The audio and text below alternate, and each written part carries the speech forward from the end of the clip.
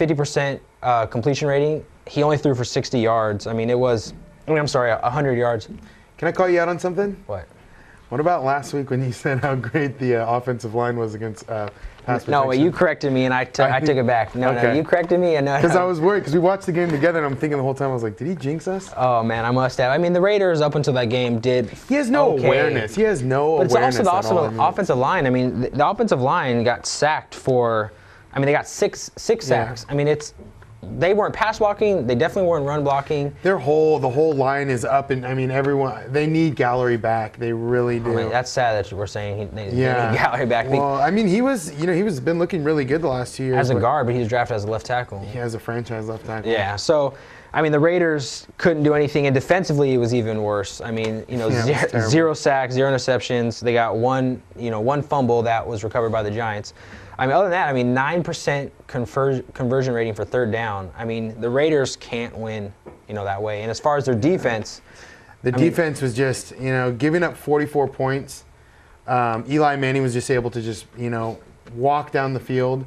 They couldn't stop the run. He was 8 for 10, 173 yards, 2 TDs, before half. They took him out just so that they have him rested for next week. They gave up 263 yards passing. They gave up 220 yards rushing. 27 first downs, and what really got me was they had 2 third down penalties that kept the Giants drive alive. But that's the Raiders. I mean, yeah, I know, and it's just, Stanford Route had one, Gerard Warren, he was a 2nd overall pick, he had an offsides penalty. It's really, I don't know what you could say about the Raiders. Honestly, I think they're really moving forward. You want to know my theory? I mean, you saw it against San Diego. They came out and they played very well against San Diego. I think it's been a snowball effect. Starting with Jamarcus Russell, starting with the coach. I think that's true. I think the Raiders have the talent, and I think they don't have the mindset. They're just. It seems like even though Nnamdi Asomugha had a bad game against the Giants, I think they all just don't care anymore. I mean, they're all just like, you know what? We're not going to get better. Our coach is about to get fired. We got an old guy running this thing, has no idea what's going on. The Raiders have drafted. Out of the top 10 fastest people out of the last 10 drafts, the Raiders have 7 of them. Yeah. I mean, the Raiders are in the 1960, 1970 mentality where it's like, hey, this takes speed over talent, But nowadays, doesn't work like that. now there's a lot more decisions to be made, and Al Davis has ran the team into the ground. It's been proven for the past 7 years. Yeah, I don't know. I mean, they definitely haven't drafted well, but it's kind of you just said they have the talent. Well, I think it's not that they haven't drafted well. I think they've drafted okay. But I just think that they don't have the coaches and the mindset in place in order to put it all together. What I notice that really gets me when I'm watching the New York Jets is their blitzing schemes. Even though they run a 3-4 defense compared to our 4-3. I have an answer for that.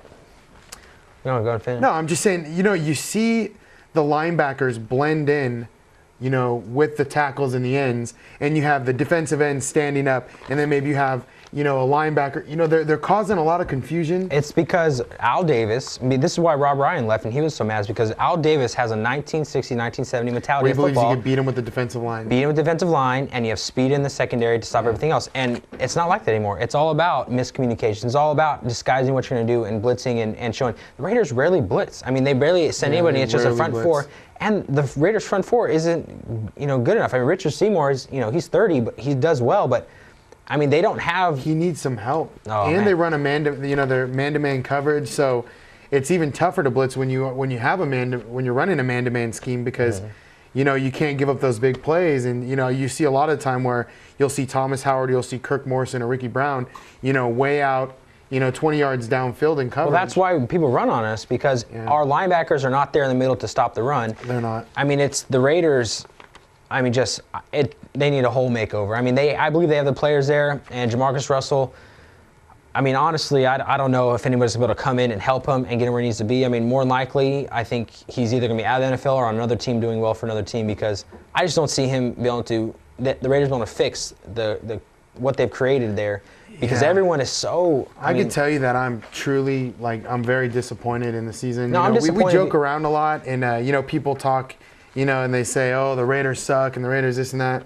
But we're fans, and we actually care about, our team, just like, the Niners fans probably got to say. But it's really, to see a team, to have season tickets and go to all the games and pay for parking and, you have a great time.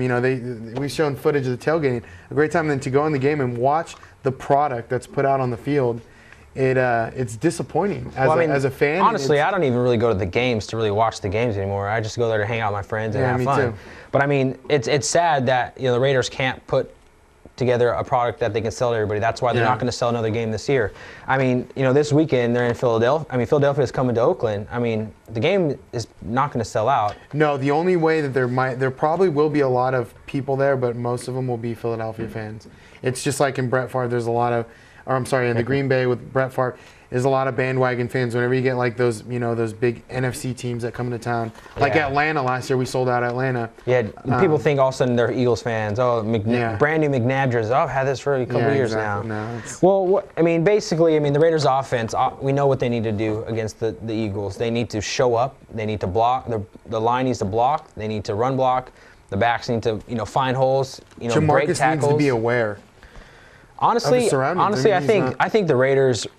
Why have they not taken Jamarcus Russell? They may be, throwing away the season, but all they're doing is hurting everybody else's morale. You have to look at it two ways, and then you can answer this question. There's two reasons why you would take Jamarcus Russell out. You would take him out because of his poor performance and to put in Gronkowski to try to win a game. The other way to look at it is, it's to keep Russell in and let him play out and get as much game practice as possible to hopefully prepare him for next year. I kind of think that by taking him out and putting Gronkowski in, I don't know if it's going to help Russell that much. I think that cause obviously it might help the team. That's true. But this guy that we're talking about that may not want to be a pro, maybe he won the lottery. He can take the money and leave. Yeah, that's true. So we got to look at.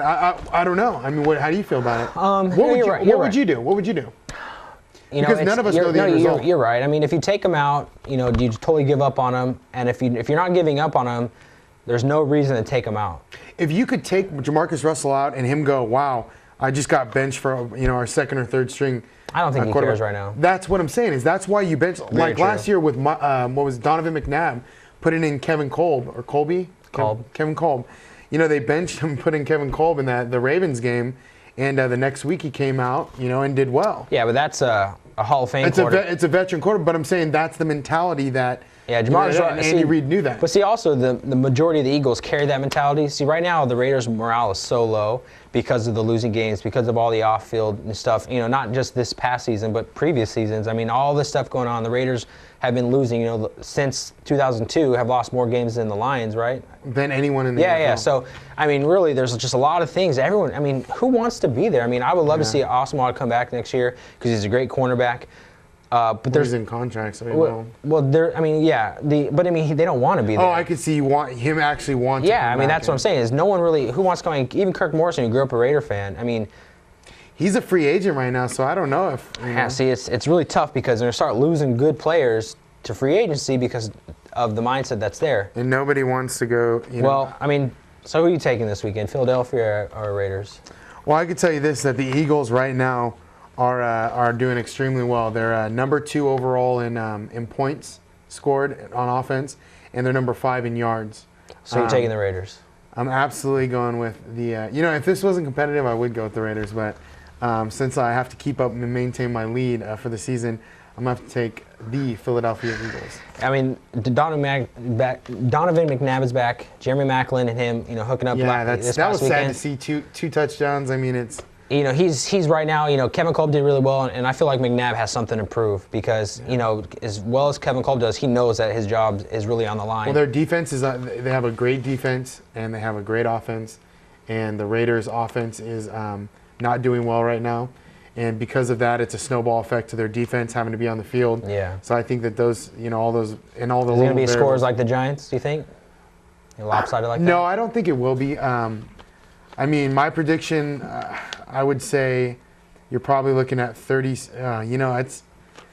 All right. Well, I don't know. So this past week, 37-10. That's not lopsided. So this past weekend, you went 8 for 6. I went 6 for 8, which I was up by 1 going into the weekend. Now you're up by 1 going into this weekend. So first up, we got Houston at Cincinnati. Houston at Cincinnati. I got to take the Bengals. They're on fire right now. I think they have the potential to go to the playoffs, even in an AFC North where. Well, I'm glad we disagree because I think the Bengals have taken every team down to the wire, and it's them coming back in the fourth quarter.